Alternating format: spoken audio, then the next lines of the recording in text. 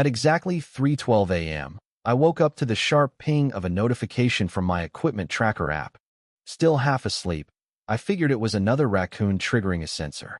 But when I opened the GPS feed and saw the blinking red dot moving away from my farm at 12 miles per hour, my chest tightened.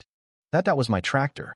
My custom-built, solar-synced, hydraulic-enhanced John Deere 6120M. Gone. And in its place, nailed to a splintered fence post, was an HOA violation notice signed by none other than Meredith Langston, the self-appointed queen of our neighborhood association. I sprinted to the barn, heart pounding. No broken locks, no cut wires, just a missing padlock, clean tire tracks in the dirt, and ramp marks that told me this wasn't a random theft. It was surgical, deliberate. I didn't need a detective to know who did it. Meredith had been after me for months, fines for unapproved grass height, threats over my barn paint color clashing with her imported roses, and a cease and desist because my scarecrow gave off hostile rural vibes. I once joked with my buddy Clay that if my tractor didn't need a key, she'd probably steal it just to get me written up. Turns out she didn't need to wait for that. I called the sheriff.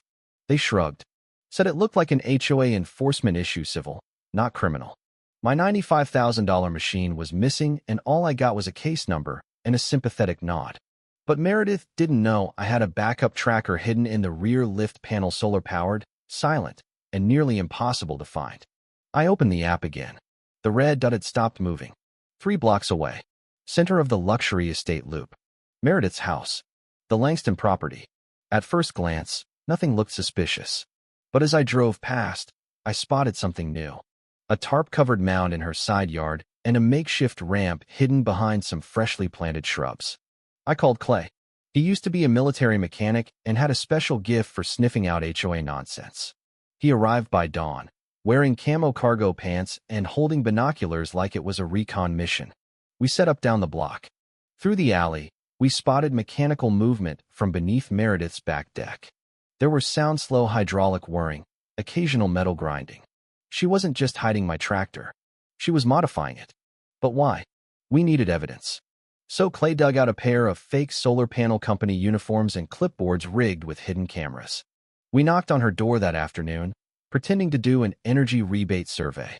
She opened the door in a silk robe, sipping lemonade like a real estate agent in a perfume ad.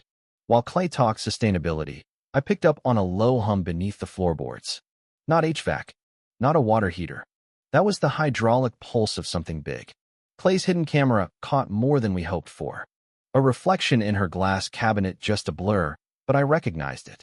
The massive rear tire of my tractor, wedged into her basement.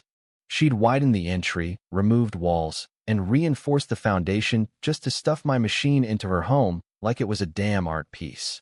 We didn't go to the police. Not yet. Clay said no too early. We needed to go public. Loud. So we planned our strike for the next HOA meeting. Clay stitched together the footage, drone clips, GPS logs, the engine hum caught on tape. We timed everything down to the second, including a remote Bluetooth trigger that would start the tractor's engine mid-meeting. I wanted that sound to rattle every folding chair in that room. The day of the meeting, I wore my only blazer and my scuffed work boots. Meredith sat at the head table, as always, gavel ready, laminated agenda laid out like she was running for office. I waited until new business, then stood up and requested to speak. She tried to shut me down. I quoted the bylaws. She had to let me talk. I plugged in the flash drive. The projector lit up. First, an image of my tractor, peaceful on my farm. Then, GPS pings, tire tracks, her signature on the violation notice. Her front door. The clipboard cam. The drone footage of my tractor's grill behind her basement window. And then, I hit the remote. The room shook with the sound of that engine revving to life beneath her floor. People gasped. One guy whispered, "No way." Meredith turned ghost white. She mumbled something about fake footage. That's when Lisa, one of the board members she'd bullied for years, stood up and said, "That's your basement, Meredith. You had a cocktail party there last week." I recognized the curtains. The dam burst. Residents started shouting. Complaints about bogus fines, abuse of power, threats. Someone pulled up a photo of her plans for the HOA anniversary Float Me stolen tractor covered in pink streamers and a papier-mâché eagle. Meredith tried to gavel the room quiet. but her hand slipped. The gavel hit the floor with a thud that felt like a funeral bell. That's when the cops walked in. Someone had called them ahead of time. Clay, probably. The officers watched the footage, heard the engine still running, and asked if she had a warrant for housing the tractor. She sputtered something about beautification. One officer replied, "We've got a warrant now," and they escorted her out. The meeting ended in chaos. But it was a beautiful kind of chaos. Neighbors laughing, finally free from her grip. The board held an emergency vote. Meredith was removed unanimously. Lisa was elected interim president on the spot. The bylaws she'd twisted were repealed one after another. 2 weeks later, Meredith was charged with theft, trespassing, illegal structural modifications, and misuse of HOA authority. But the final blow came in court. Her own words recorded during a phone call were played aloud. She'd said, "If that redneck thinks I'll let his eyesore sit out here another day, he's dumber than his chickens." The jury didn't even flinch. Guilty on all counts. The judge ordered her to step down permanently and issue a public apology.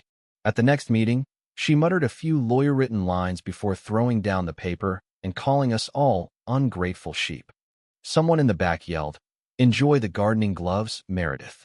We never saw her again. Her husband stayed. Nice guy, actually. Said he thought she was building a wine cellar. He helped convert their yard into a community garden. Clay and I hosted a neighborhood barbecue that summer, and the tractor was the centerpiece. We added a sign that read, "Recovered from the dungeon." Kids took pictures in front of it. One even asked if he could drive it when he turned 16. The neighborhood had changed. We weren't just residents anymore, we're a community. All because someone tried to steal a tractor and ended up losing everything. Meredith thought she could control everyone with rules and fines. In the end, the very machine she tried to bury became the engine of her downfall. And every time I hear it purr to life now, I smile. Because that sound doesn't just mean power. It means justice.